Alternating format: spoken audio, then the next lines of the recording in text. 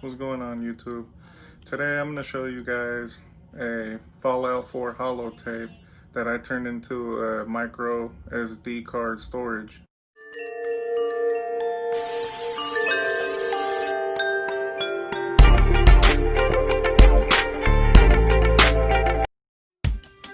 The design of the holotape I used was done by Ender3 and I got the slots from Merlin 2105, both on Thingiverse.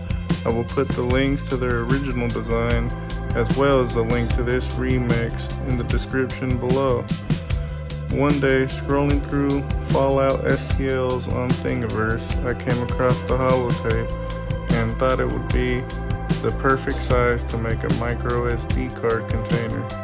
It took a while to make and I actually had to come back to make adjustments twice.